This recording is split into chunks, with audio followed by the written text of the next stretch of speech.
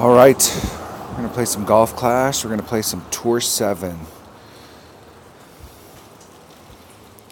We're in that in-between tournaments.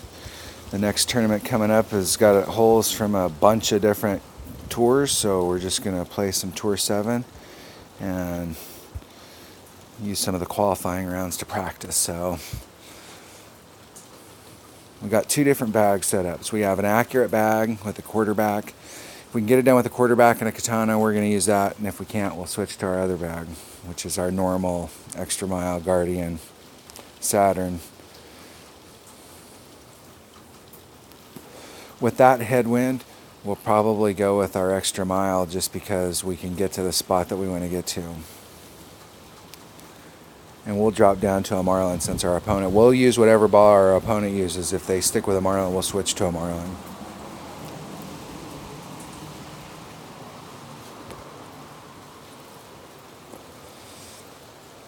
This is probably the only hole in this entire game that I actually hit into the trees as a strategy. Like, I think it's the highest percentage shot.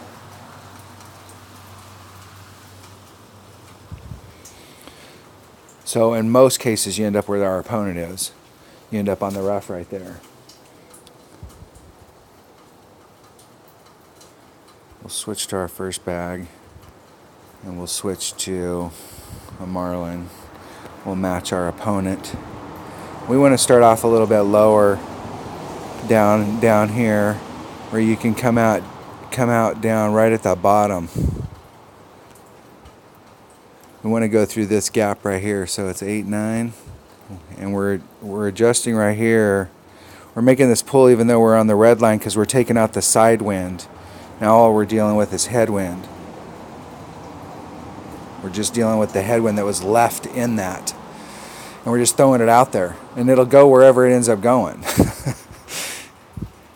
We went too far down. We're trying to get clear of those trees, but we're trying to get on the fringe area out there. So if you hit farther up, you don't want to hit in the first set of trees right after the sand. But there's two different holes down there you can try and hit through. I normally hit through the second one down that's closer up to the top. But I almost always end up in the rough, and I got to take this rough shot.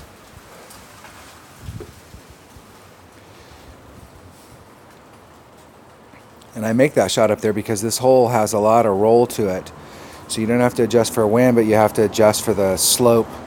There's so much movement on that green that if you don't allow for the slope of it, you'll miss the shot. And it's actually a little bit easier shot to take from up above where our opponent was. If we can get it to flatten out like that ball guide, where we can see where it's going out towards the hole, so it's dropping down.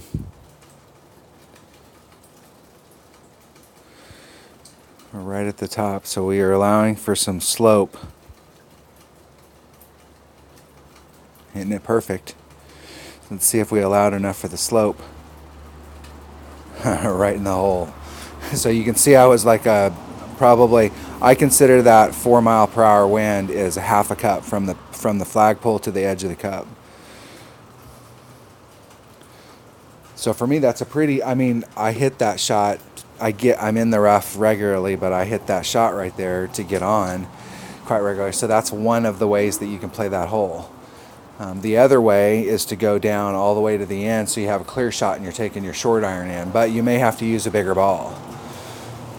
All right. Thanks for watching.